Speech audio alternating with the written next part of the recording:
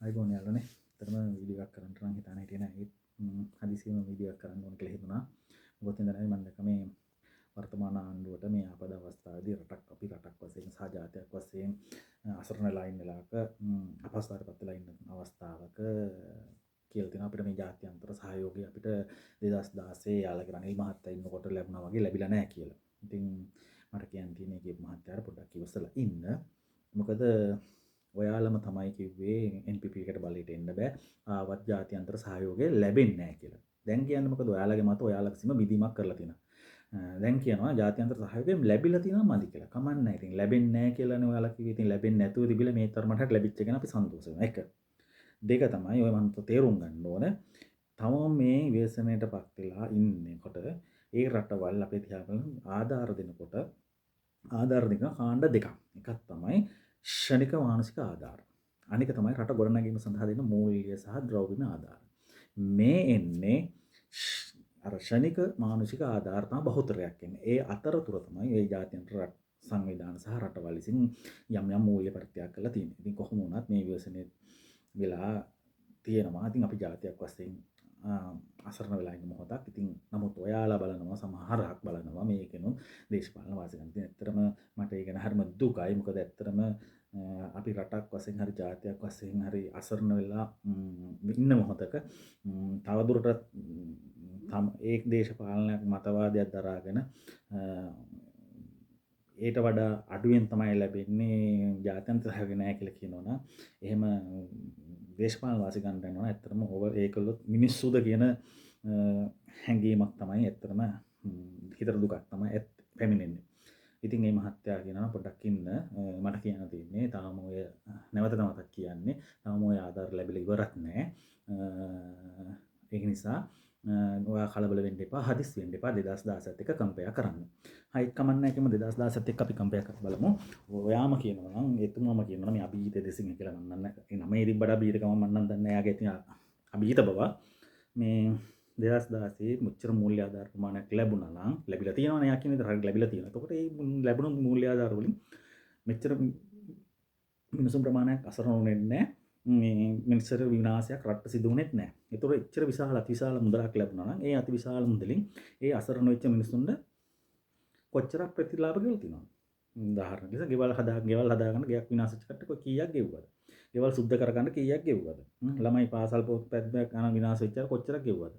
ඉතින් ඇත්තටම මට සන්තෝෂයක් තියෙනවා මේ පාර අඩුවෙන් ප්‍රතිලාභයක් ලැබිලා තියෙනවා නම් දැන් කියන විදිහට අඩුවෙන් හරි අඩුවෙන් ලැබිලා තියෙන ප්‍රතිලාභ අඩුවෙන් ලැබිලා තියෙද්දි ඒට වඩා 100 ගුණයක් සමහර තැන්වල 10 ගුණයක් වැඩි ප්‍රතිලාභයක් වරප්‍රසාදයක් කියන වචන භාවිත කරන බැලුවොත් වැඩි ප්‍රතිලාභයක් මේ අසරණ වෙච්ච මිනිසුන් මේ අවස්ථාව ආපදාවට ලක් වෙච්ච මිනිස්සු අසරණ කියලා කියන්නත් මම කැමති නැත්නම් ආපදාවට ලක් වූ ස්වභාවික විවසනයට ලක් වූ මිනිසුන්ට වර්තමාන රජය ලබා දෙන්න යෝජනා ඉදිරි කරලා තියෙනවා. ඒ සඳහා දැන් ක්‍රියාමාර්ග ගනිමින් ඉන්නවා. ඉතින් මම දැක්ක අර විපක්ෂ 나යකයෙක් ගිහලා කියනවා මේ ඔයාලට 25000 හම්බුණා පාර්ලිමේන්තුවේ සම්මත කරලා යෝජනා කරලා පහුවදා ගිහලා අහනවා ඔයාලට 25000 හම්බුණා ළමයිට හම්බුනේ 25000 හම්බුණා ගෙවල් කුලිය 25000 ඉතින් පහුවදාම දෙන්න දෙයක් නැහැ නේ. තාම මේ මිනිස්සුන් කඳුරුල. ඒවා රාජ්‍ය ආන්දරණයේ කටයුතු වෙන ක්‍රමවේදයක්. ඒවා ග්‍රාම සේවක ආහාර ග්‍රාම නිලධාරීමගෙන් ඒ බිම් මට්ටමේ තොරතුරු ලබා ගන්න ඕන.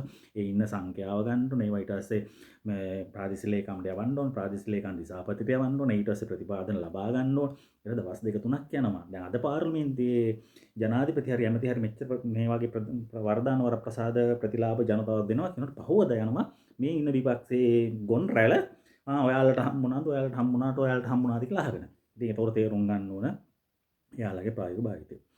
එතකොට ඔය 2016 රට පාලනය කරපු රනිල් මහත්තයා අගමැති එතුමා 1970 ගණන් ඉඳලා 2024 පින් ජනාධිපතිතුමන් පාර්ලිමේන්තුවේ හිටිය අවුරුදු 47ක් හරි 40 ගාණක් කොහමද හිටියා. ඉතින් ඔයාලා රටක් ලෝකයක් ඇවිදලා තියෙන දැකලා තියෙන මිනිස්සු ඉන්නවා නම් දන්නවා 1980 වෙනකොට සිංගප්පූරුව කොහොමද ලංකාව කොහොමද තිබ්බේ කියලා.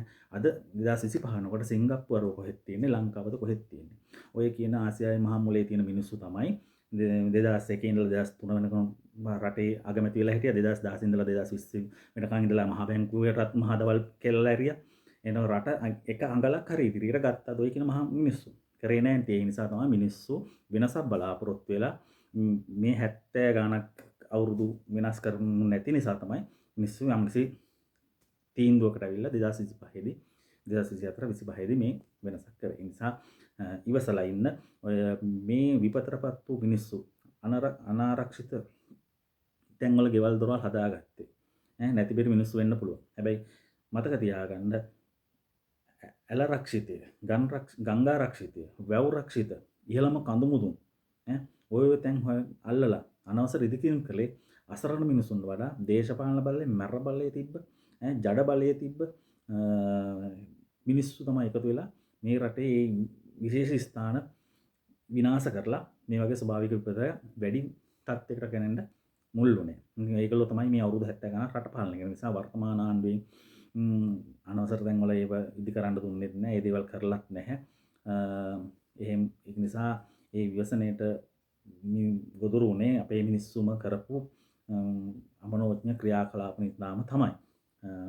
ඉතින් ඔය අභීත කියන ඒ අභීත සිංහ කියලා කියපු මහත්තයා මම කැමතියි බලන්න කියලා ජනාධිපතිතුමා මේ දිනේ කරපු කතාව. ඒ කතාවේදී තුමා පැහැදිලිව බහැ කියනවා වැස්සක් වැටෙනකොට හිතට බයක් දැනෙනවා මේ රට නිදහස් වෙලා නැහැ. තවත් ගෙවල් 4000 ගාණක් තියෙනවා.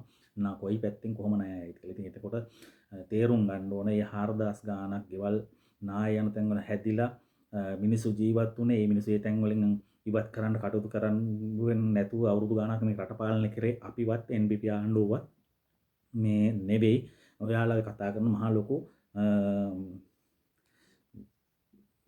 නායකයෝ තමයි පහුගිය වසර ගණනාවක් රට පාලනය කරලා මේ වගේ තත්ත්වයක් උදා කරලා තියෙන්නේ. ඒ නිසා ඉවසගෙන ඉන්න කියන්න තමයි තියෙන්නේ.